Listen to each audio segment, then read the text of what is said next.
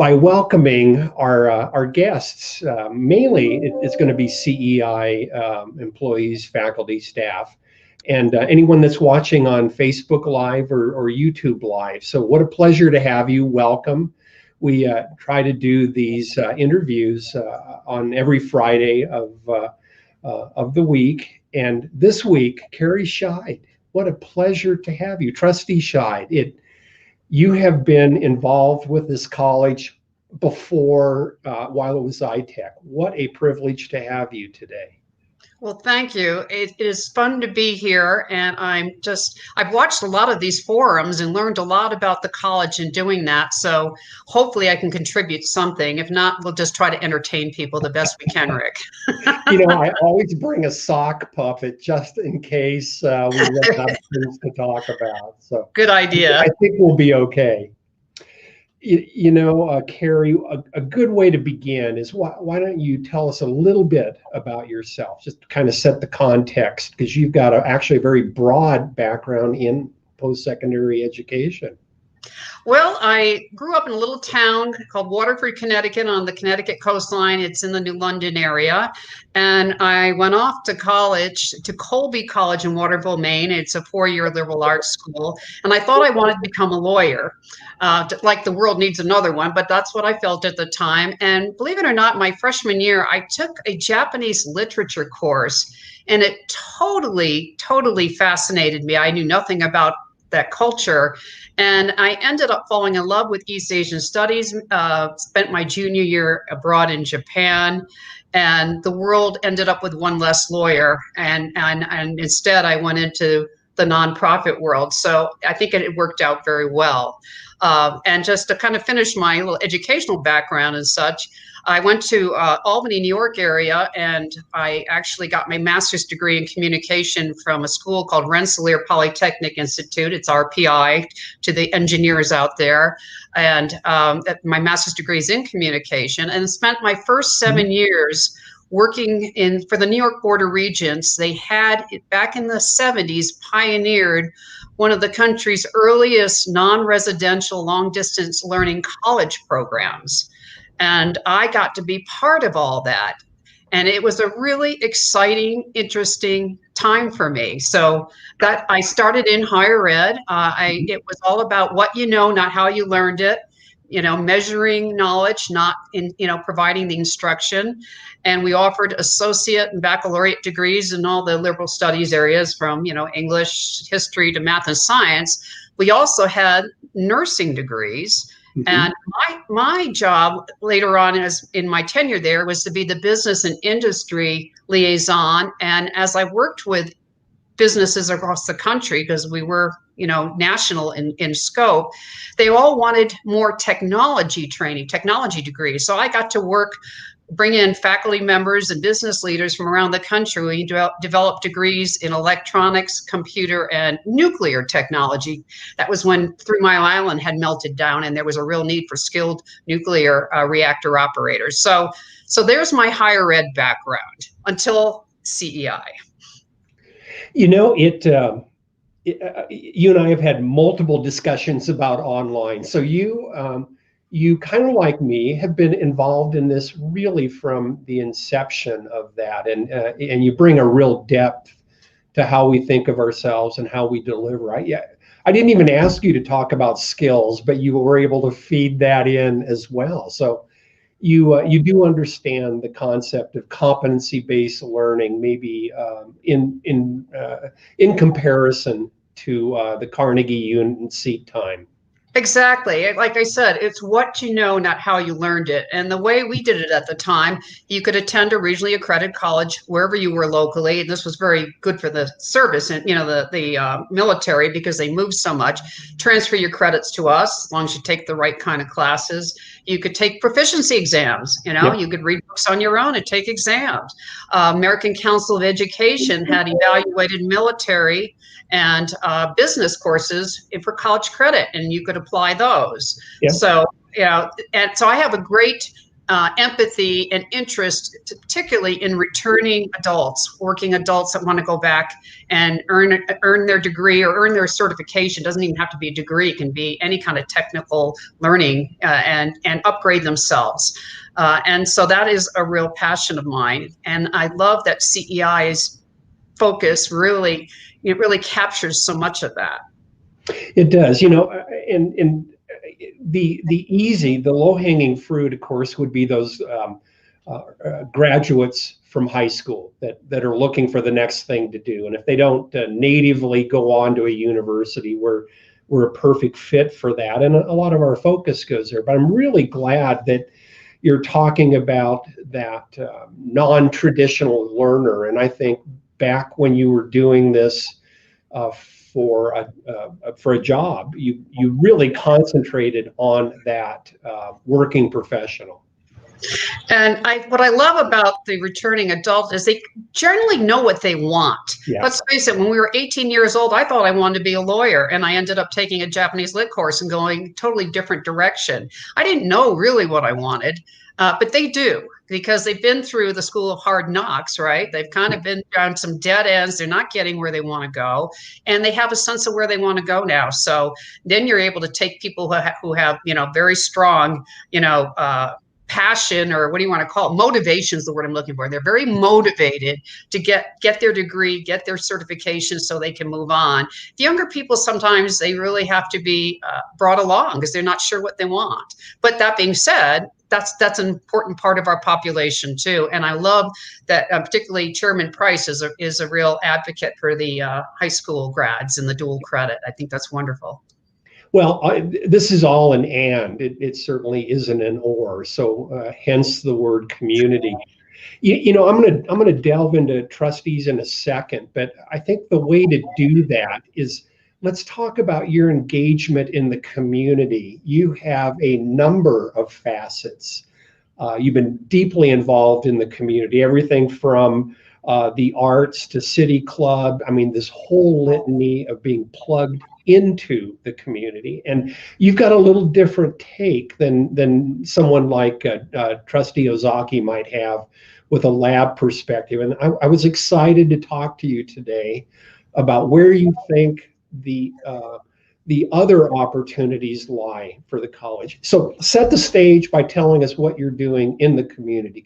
Well, when I moved here, actually after New York, Albany, Regents, I went to New York City 10 years, not exactly briefly, right? I was vice president of the New York City Better Business Bureau, and I, believe it or not, used to chase the smartest con artists in the world around town, and that was my street smart business school. But then I came out to Idaho Falls in 1994, and that's when I went to work as the capital campaign coordinator for the Idaho Falls Arts Council, which at the time was a little 1.5 person operation. And they had been given what it was formerly the Paramount Theater, and some adjacent buildings. And I got to coordinate a $4.5 million capital campaign, and we bungled through and did it somehow. But and then I became the director of the Arts Council in '97 until I retired in 2009, when my husband Jerry made the second offer I couldn't refuse, which is, do you want to keep working, or do you want to retire, hang out with me, and do whatever you want? And I thought, that's a real hard choice, right? Right. Exactly. But because of my experience at the Arts Council, and frankly, having my hand in every pocket in town, I got to know a lot of people. And we all know with fundraising, it's all about connections. And as I've said to you, Rick, the three most important principles of fundraising are relationship, relationship, relationship, right? And so I think what I am bringing to the college is I have a lot of relationships in the community. And I think that's important, because we don't do these things alone in our silo. As a community, we grow institutions like the College of Eastern Idaho. And so I bring that to the table. Nowadays, as a professional volunteer, of course, I'm a trustee for the college. It's Jerry who actually was the president of City Club, but I would, obviously when you're married to somebody, you help them out, right? I also just finished my board presidency of the Snake River Animal Shelter. I'm on the board still. And I was on the Idaho Nonprofit Center Board of Directors for 7 years, which is the statewide association of nonprofits. And I actually was the board president in the last year or two of my tenure. So I got to meet a lot of nonprofit leaders from around the state, and which was really interesting. My background is nonprofit management. Even higher ed, let's face it, it's nonprofit, right? So I guess those are some of the things that I bring to the table. But all this, the volunteer work as being on boards and such, is where you make connections and relationships. And I encourage I hope our students, and we're going to probably get to this about going out and doing some kind of service work. That is so important. It is so important.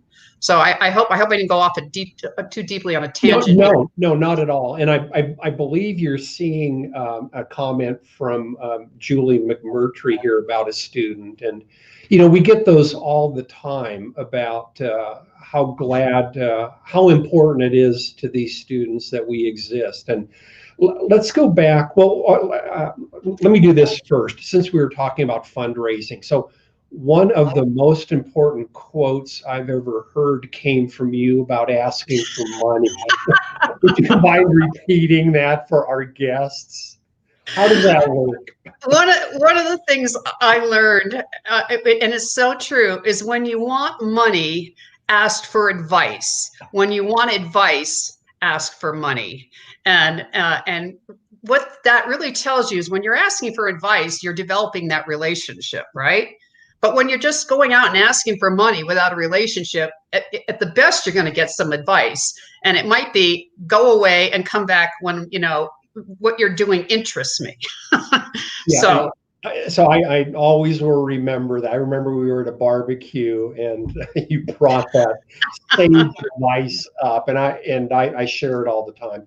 And we really are attempting to build relationships. That's the important part of trustees, to know enough about what we do that they use their relationships in the community. And partly until COVID, I would say 70-80% of my job was external to the college, developing relationships and those kind of things. So it's wonderful to have our current board, which will be the founding board. So just take a minute. Why on earth you're retired? You live in a beautiful home. You've got plenty of things going on. Why would you want to be a trustee? And I think it's been 4 years now, something like that. Yeah, well, 3.5, I think. We're going into our 4th. I was involved with the community campaign to convert iTech into a community college. Of course, you can tell from my background in education and my interest in community development that this is a perfect fit for me, in my opinion. Yeah. And so I was the chairman of the fundraising committee in order to support the campaign to get the votes that we needed from the public. Whenever we had to have a supermajority. And I raised my group, it wasn't all me, but we raised over $100,000. And I have to tell you, it was the easiest $100,000 I ever raised in my life, because people really wanted this. And it didn't take much to talk to people about how important this was, and we could do it this time. There had been a failed attempt back in the early 90s. And so the money came very easily, and it was greatly needed because we had to put together a fairly sophisticated campaign to really explain to people why it was, important for them to put a little property money, tax money into the till here, because it was required by state law, to make the technical college turn into something that was even bigger and better and more wonderful for the community. So that's kind of what got me in towards the trustee position. And then, of course, when it opened, I did send a letter saying I would like to apply and listed my credentials, whatever they were. I never talking to you about it, somewhat. Right. Yeah. We had a lovely conversation, and I was actually quite surprised when I got selected by the state board, because there were, 40 some applications and 5 people got selected. So I felt very honored by that, and I am thrilled to be part of this. This is so much fun. I love startups. In fact, what will happen what will happen to me is if we get too comfortable, I'll get bored. And you'll find someone that's a maintainer that will be better suited for my position. So that's my story. You know, that's why you're a good fit. And I don't know if you want to reflect on this. We'll talk for a moment behind the other trustees' backs, but and again, this was selected out of the five of you were selected out of the governor's office, and you all have had to be elected, from the community, and you're all very different. No two of you are the same. You want to take a minute and maybe kind of reflect on your other trustees and where you think skill sets are. Well, obviously, you're trying to get me in trouble right now. No, there's easier ways to do it than this. It's interesting because, Park, as our board chair, he has, again, great relationships in the community and at the statewide level, including with the governor's office and legislature and such. And that is very important. And he has a real passion. I see him wanting to improve the state's go-on rate. He's very involved with Idaho Business for Education. I love Cal coming out of the lab because, we are one of the few colleges in the country that have a U.S. laboratory in our backyard. Mm-hmm. And the relationship there is just absolutely crucial to our success. I love Stephanie. She comes out of the ag community, and Idaho Falls was essentially an ag community to start with, and it's still a very vibrant ag community. And she has those relationships there. And then Craig Miller, he was considering, because he has so much going on, whether he should continue his role. And I begged him because he gives us insight on secondary ed and what those students, their experiences are and what they need, and whether they're running into obstacles as they come into CEI, whether it's through dual credit or regular admissions and stuff. So I think we've got a great group of people, and I think we work very well together. We have we get along. We have a good sense of humor. We don't always agree, and you don't want that anyway. You don't want that. But so there's my little summary of our merry little group of trustees. Well, I think we navigated that without you being banned from the group. So that went smoothly. One of the roles you started out with was the chair of the finance committee. And as you recall, as we were putting the school together, we felt not every community college has an outside oversight entity. And we felt it was important here. And you were kind of certainly an advocate for that and chaired it. Why don't you reflect a little bit on that committee and what it does? Well, it's made up of 5 other local community leaders. All would have some expertise in the business and finance world. We have a CPA, we have a banker, we have a very retired, successful businesswoman, another person that works in a major financial services, brokerage and investment house. And we have a gentleman who is a CFO for a fairly sizable contractor here in town. So a nice broad range of financial skills, and again, relationships and connections in the community, right? And what we do is provide this fiscal oversight. The college trustees at our meetings, we have 2 hours. We can't spend an hour and a half on financials because then we won't get anything else done. So the committee reviews the monthly financials, we review the audit, budget, we've talked tuition and fees. We create policies such as our investment policy. We address capital needs. We make target for our reserves. And what we do is we are strictly advisory. We make recommendations to the full board. And so they get to know that there's a group of reasonably intelligent people who have looked at all this and are making recommendations. And I think it takes, some of the, it adds efficiency to the board meetings so they don't have to ask the same exact questions over and over again. So, I also like the fact that it engages community members into the college very directly. Right. So that's kind of a right explanation of that. I will say we're in great financial shape. In 3 years, I was looking back at our 2017 and the end of our first year financials, and we spent about $16 million in operating expenses. In the end of 2020, it was $22 million. We've grown. And we've always ended up in the black, and we put 6 million into the reserves. I mean, that's pretty healthy. That's pretty healthy. I feel good about where we are. And Carrie, you recall as we got into the COVID issues and found out that the governor's office wanted to hold back 5%, and it was traumatic for certainly for the universities, and it was really difficult for the community college. And I know the trustees wanted to ensure that if we could do it, not to release anyone because of finances, and we didn't have to. No, and that was a big conversation. We did not want to furlough anybody, and that's where knowing we had the reserves there made that possible. Because if we had to, we could have done that. We could have gone into the reserves. As it turned out, we didn't have to. We got some other, with the CARES money, the things happened.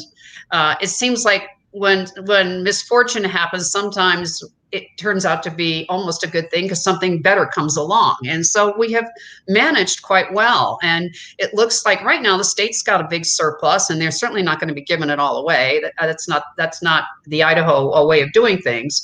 But they're in a much better shape than they had projected. And I'm thinking, that will take some of the pressure off of these reductions, and that they will be restoring more of them.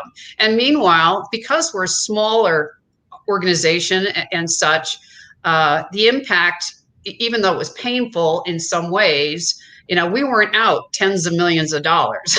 So, because we just aren't that big.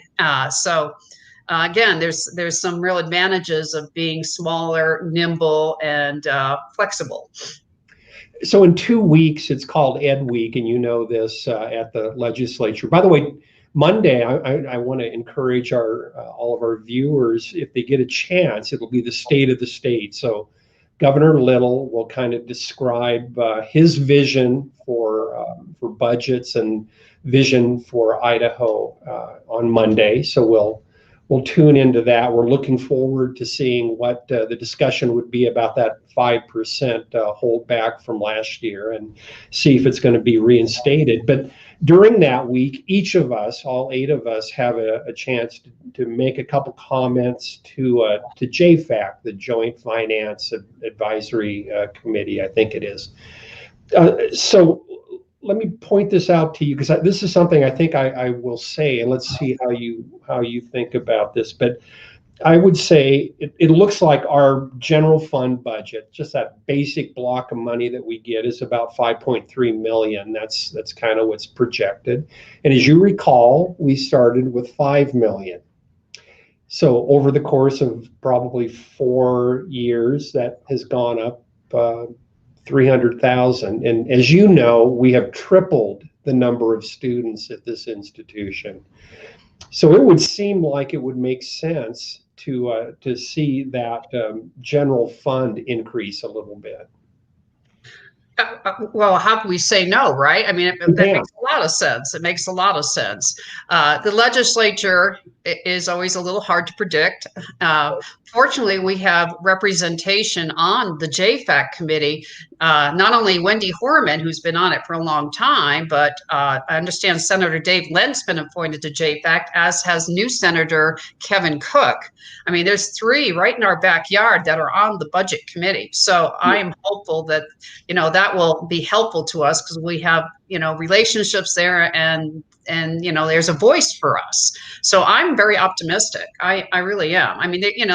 Obviously the legislature is going to be very careful, and COVID is not over yet. We don't know. There's new strains that are coming out. We have no idea quite where it's going. We're all hopeful the vaccinations will really tamp this down. But right now, it's not the time to open up the floodgates in terms of, I can see why the legislature wouldn't just be pouring money everywhere, because they're nervous, and understandably. Yeah. So and again, I think you would agree, I'm sure, that the community college mission is quite different than the university mission. So at least at this point, we're kind of tied as 8 institutions going in, into those funding discussions. One of the things too, I think I'll bring up is we look at nursing, and we were very grateful of funding that came from the legislature as well as MAKE. Mm-hmm. And as iTech, we probably had something like 40, 45 nursing students in the program, as a technical college. And right now we're over 200. And I know that that's one of the areas you've really encouraged growth. And I know you've got a vision for that.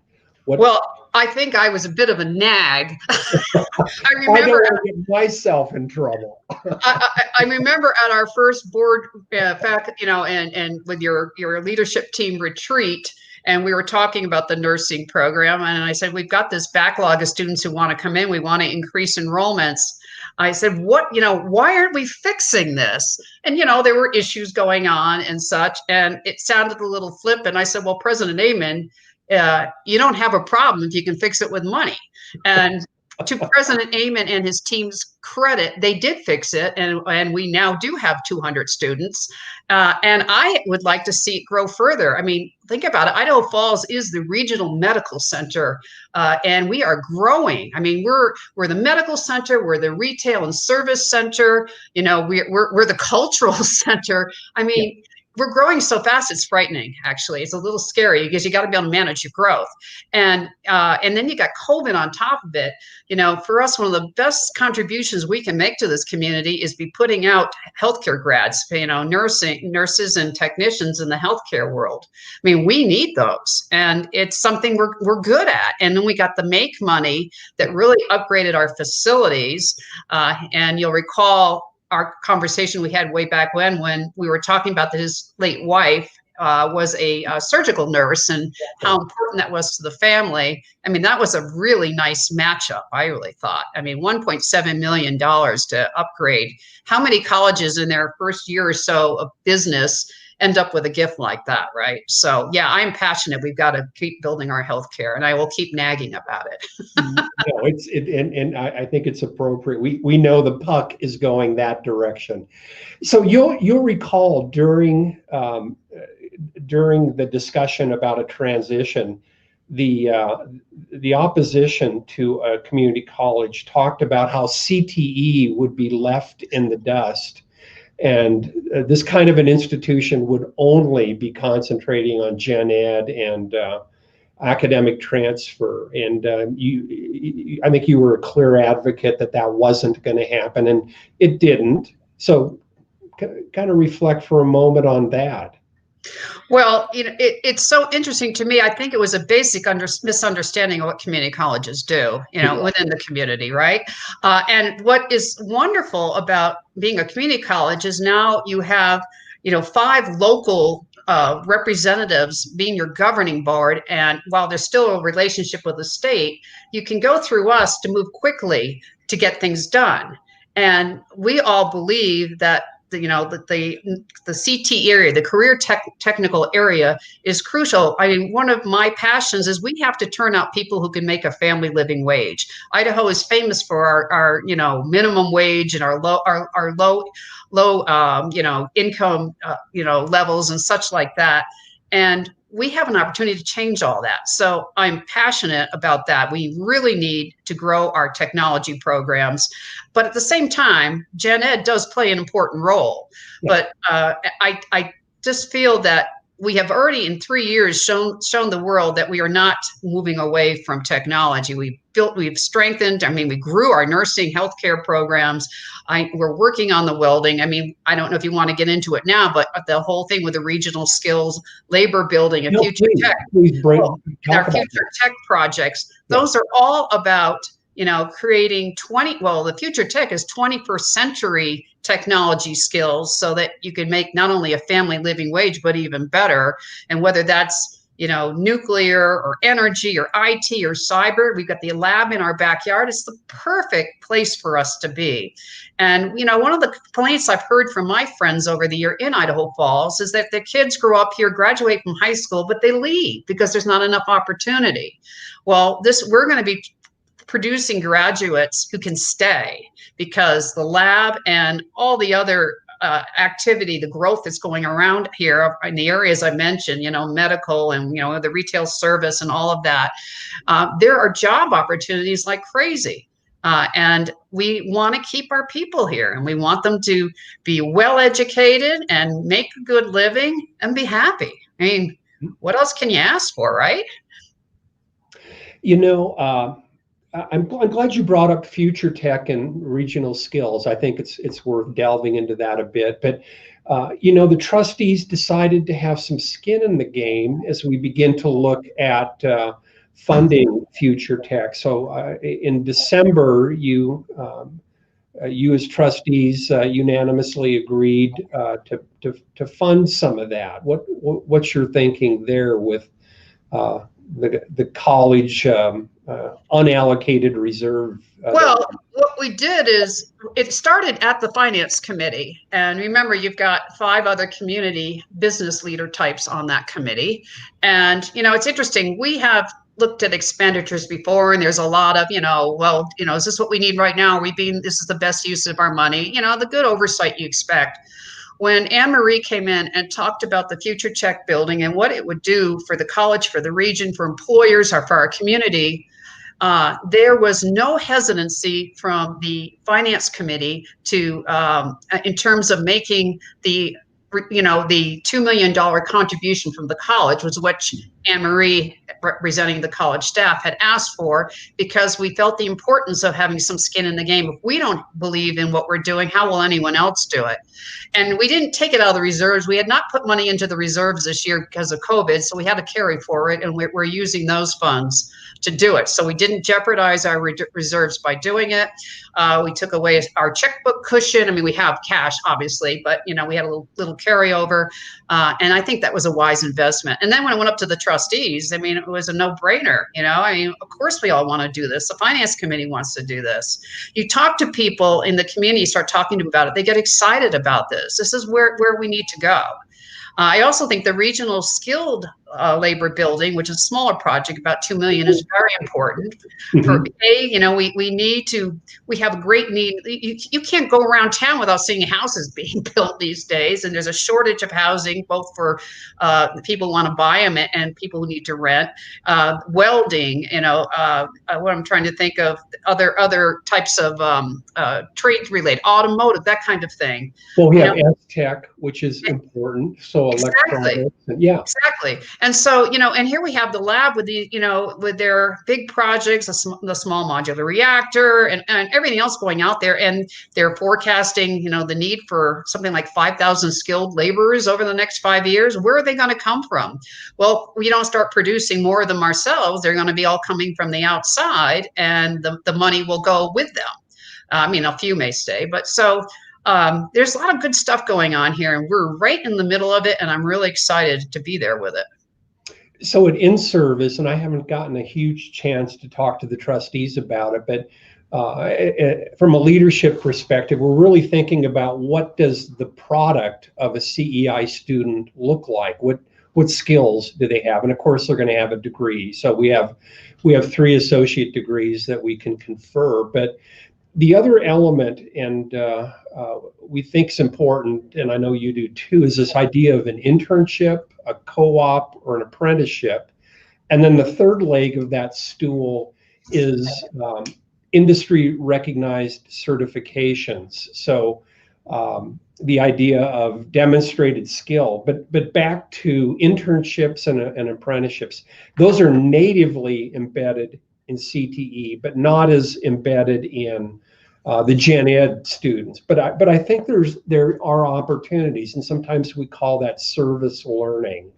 And it's embedded within a class. And I think you know a little bit about it, or maybe you could reflect on that a bit.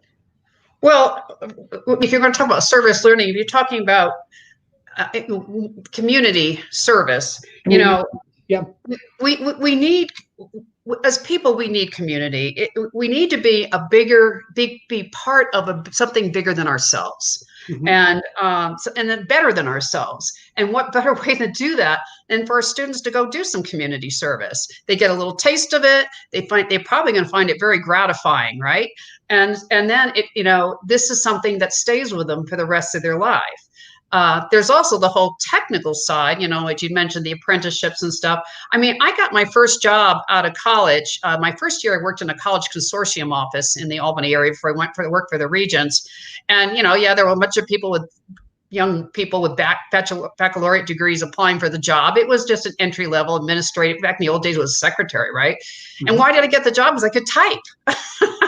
Right? Because I had some type of training, technical training that wasn't just, you know, my college degree in East Asian studies. And so that's why I feel it's so important. And getting on the job experience to have our students. Now, if you're a returning adult, that's probably not so important unless you want on the job experience in a new field, because you're already out there working. But for the young people, it's very important. So yeah, this is really, we need to do this. We definitely need to do this. I think it adds a nice depth to a resume if we're talking about a traditional student who isn't in the workforce. So, and again, the demonstration of industry recognized skills, and there's a ton of those. They're all over in CTE, but even for someone who's going to go on and be an English or humanities major when they transfer as a junior, having a certification in project management, in maybe data analytics or supervisory skills. Those are all very beneficial certifications that they could leave us with and be able to put them on a resume and take them on to a university experience. I totally agree.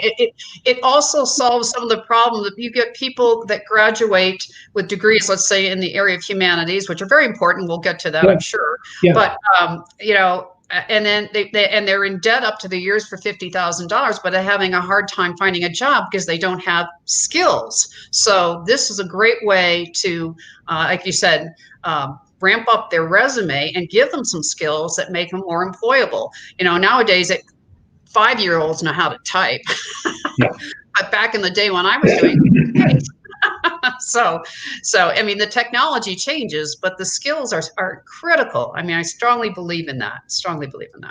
So here is let's get right into the humanities now, because this is one of the things I've been excited to explore with you. And it's really easy. We had Director Peters and really understand that science and technology side of this institution. What do you think about the humanities? What do you think about the arts?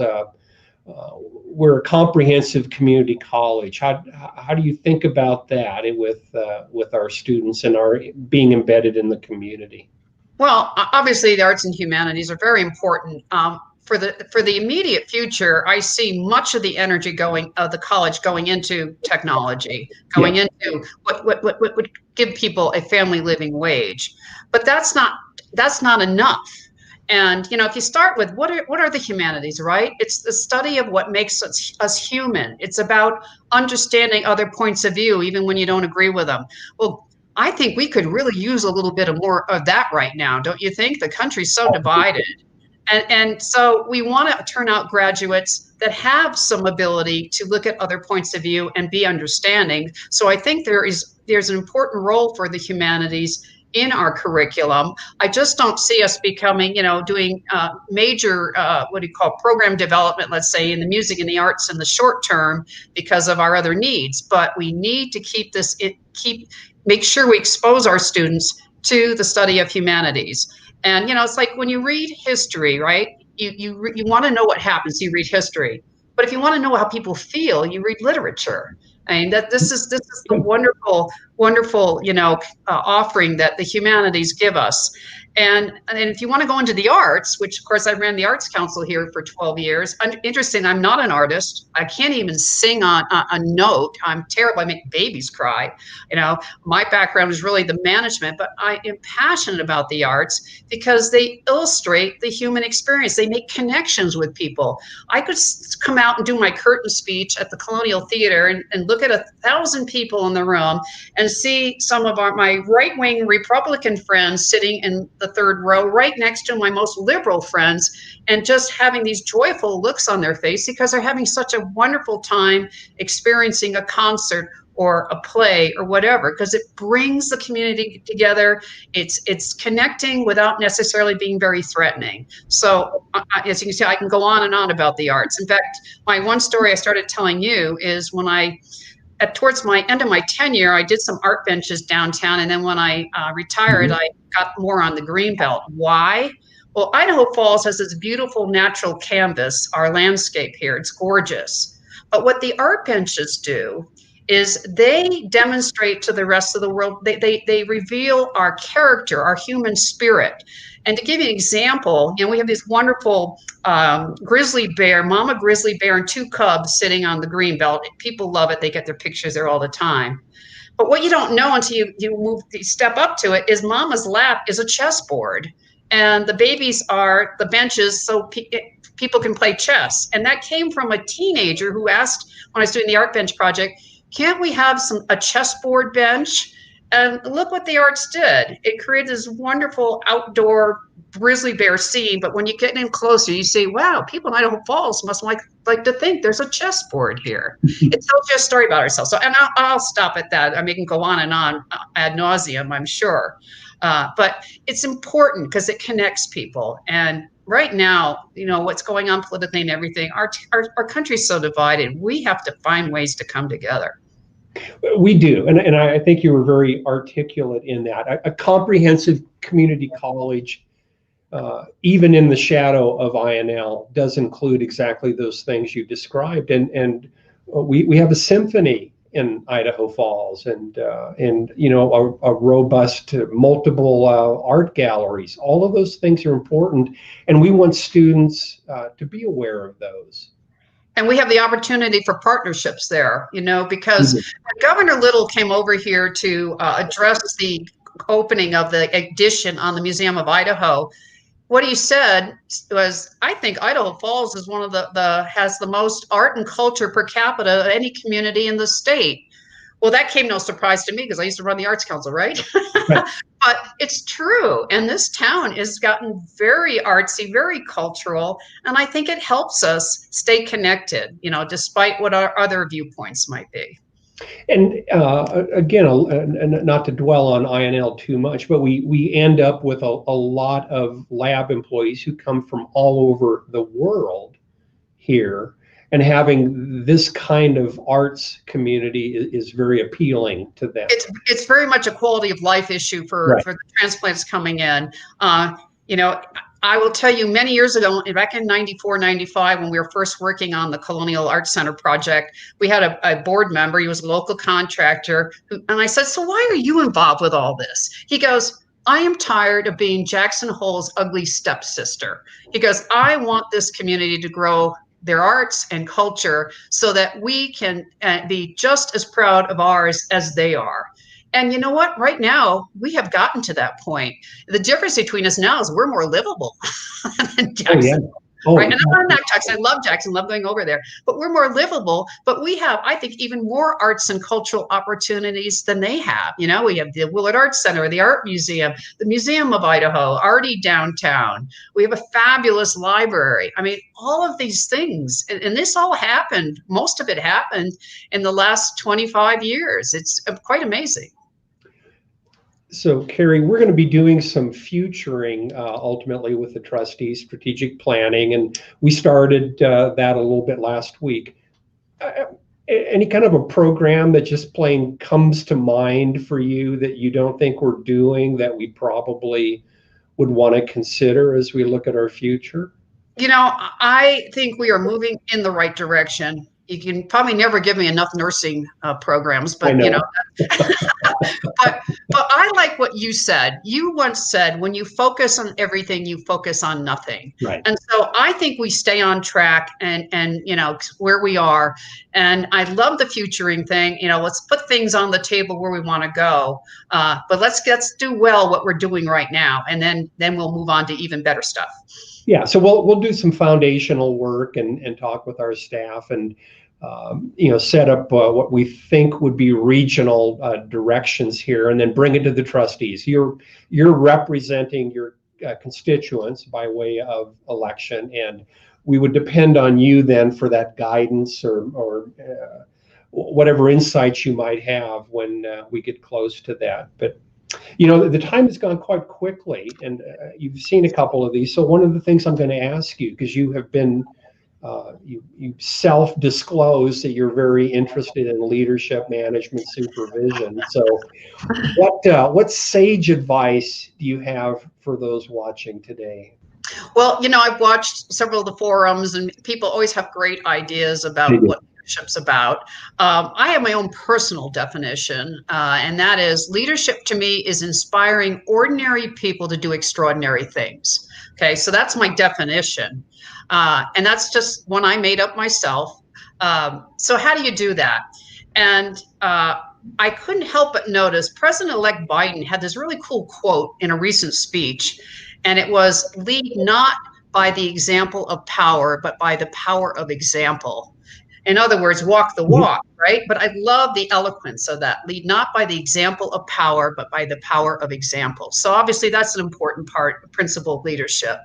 And I think one of the hardest things that a leader has to learn and be able to do well is recognize and admit mistakes when they're wrong, and then take responsibility for them. That is the hardest thing to do. No one wants to look foolish, say, oh, I screwed up, I did it wrong. But people have enormous empathy and respect when you do. You see some newspaper article where they're beating up some local company for doing something dumb, right? And they always want to, hide and run away. The best thing to do is come out and say, yeah, you're right, we were dumb, we're stupid, we learned, and we're going to be better for it. And then finally, my third one, and I've thought about this a little bit, is what you need to motivate and inspire people is to get, to instill trust, right? Mm-hmm. And how do you do that? And I think it's by being truthful. I really strongly believe truth matters.